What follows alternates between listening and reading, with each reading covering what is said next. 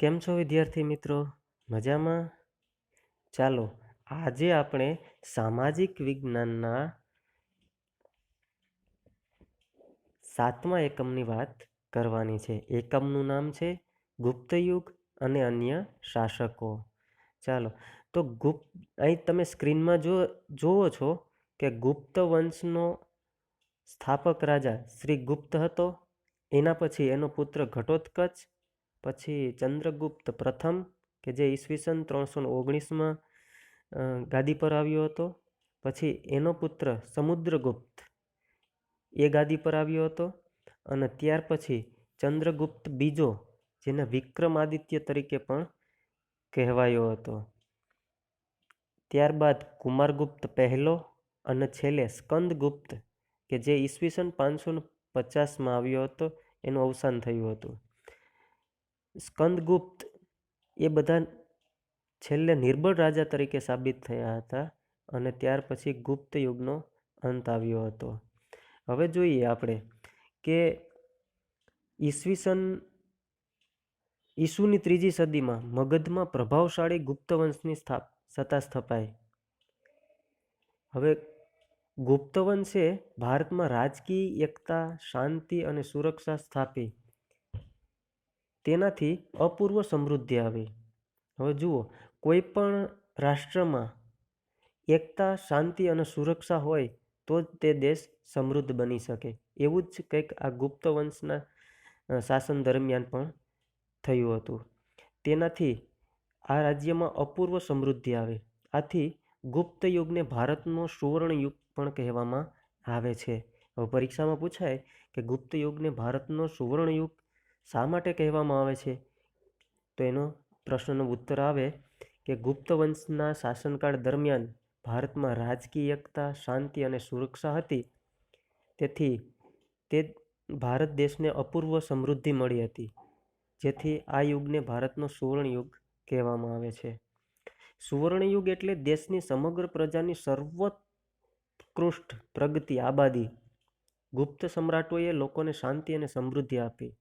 જેમ જેમ રાજ્ય સમૃદ્ધ થયું, લોકો સમૃદ્ધ થયા, એટલે સમૃદ્ધિ આવી, જેની પ્રશંસા વિદેશી મુસાફરોએ પણ કરી છે.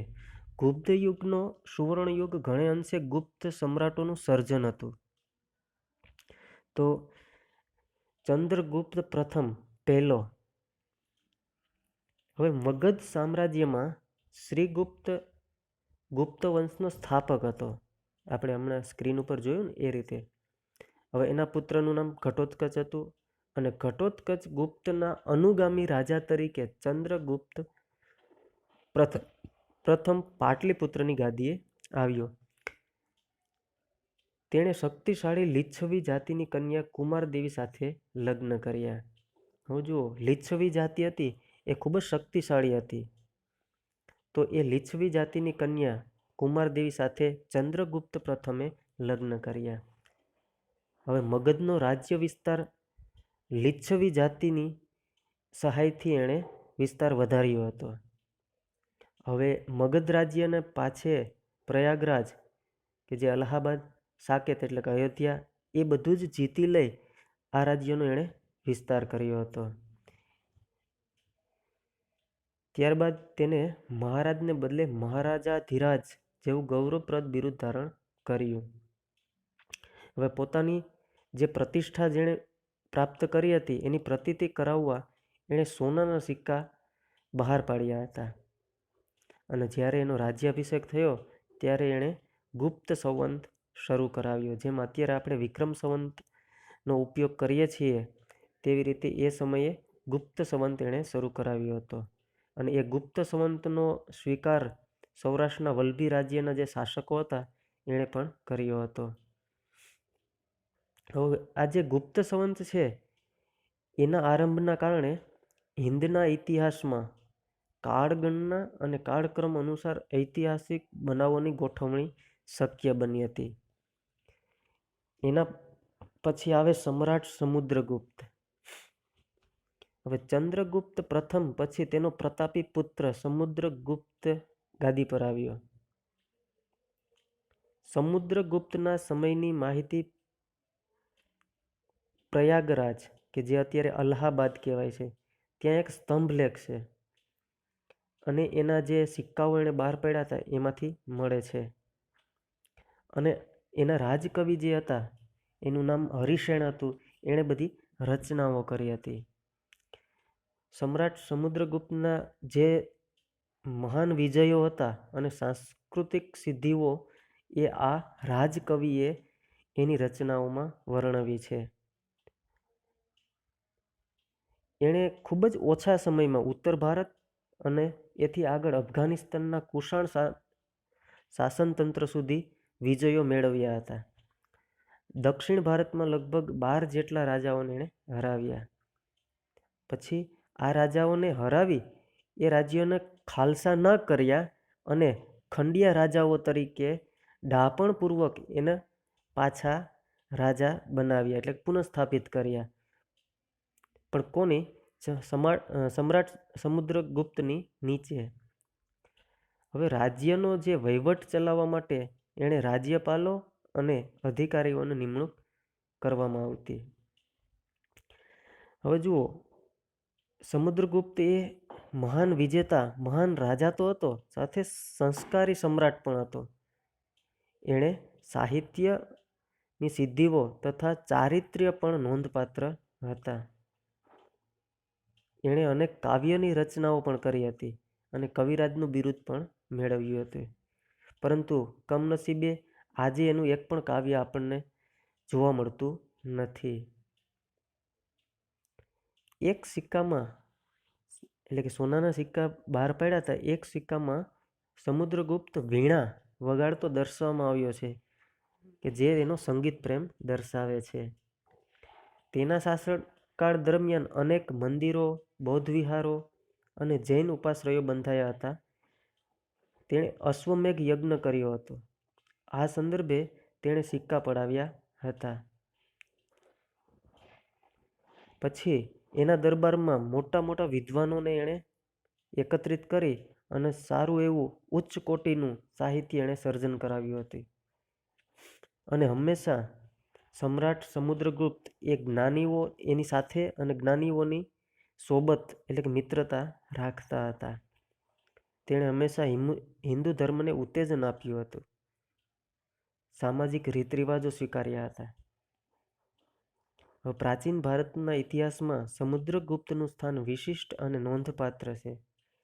ગુપ્ત સામ્રાજ્યની મહત્તાનો તે સર્જક હતો. ત્યારબાદ સમુદ્રગુપ્ત પછી સમ્રાટ ચંદ્રગુપ્ત બીજો કે જે વિક્રમાદિત્ય તરીકે પણ ઓળખાય છે તે ગાદી પર આવ્યો. ઈસવીસન 375માં સમુદ્રગુપ્તનું અવસાન થયું. તેના સ્થાને ચંદ્રગુપ્ત બીજો ગાદી ઉપર આવ્યો. તેના પિતા દ્વારા જે વારસામાં સામ્રાજ્ય આપ્યું હતું એ સાચવ્યું અને એના બીજા વિજયો મેળવીને સામ્રાજ્યનો વિસ્તાર પણ વધાર્યો હતો. ગુપ્ત વંશનો કોઈથી સૌથી પ્રતિભાશાળી શાસક હોય તો તે ચંદ્રગુપ્ત બીજો હતો. હવે જુઓ, મગધ સામ્રાજ્યની સરહદે શક રાજ્યની સરહદ અડતી હતી. તેણે ગુજરાત પર હુમલો કરી શક ક્ષત્રપ વંશના રાજ્યનો અંત આણ્યો. આ વિજય મેળવ્યો એટલે શક ઉપર વિજય મેળવ્યો એટલે એને શકારી પણ કહેવામાં આવ્યું. એનું બિરુદ પણ એણે ધારણ કર્યું. તે વિક્રમાદિત્ય પણ કહેવાયો.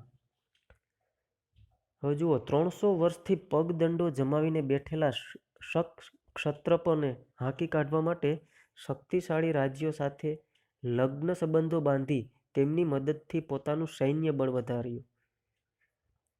આ લગ્ન સંબંધો તેને પોતાના સામ્રાજ્યના વિસ્તારમાં અને દુશ્મનોને મહાત કરવામાં ખૂબ ઉપયોગી થયા. તેણે જીતેલા નવો પ્રદેશ ઘણો જ અગત્યનો હતો. ગુજરાત અને સૌરાષ્ટ્રના સમૃદ્ધ પ્રદેશો,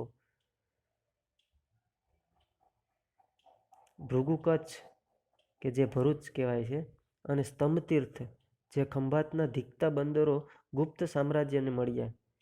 પરિણામે રાજ્યનો દરિયાઈ વેપાર ખૂબ વધ્યો અને ગુપ્ત રાજાઓ અખૂટ સંપત્તિના માલિક બન્યા.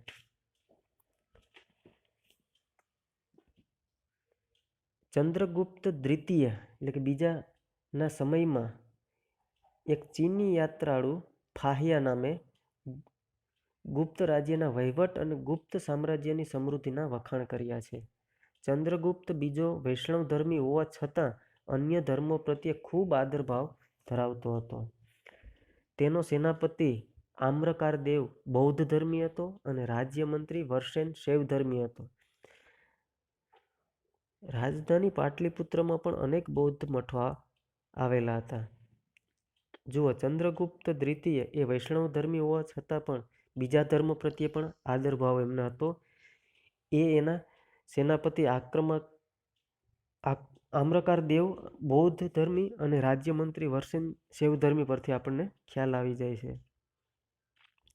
હવે એના શાસનકાળ દરમિયાન કેટલીક સાંસ્કૃતિક સિદ્ધિઓને કારણે એનો યુગ ગુપ્ત યુગ છે એ સુવર્ણ યુગ બની શક્યો.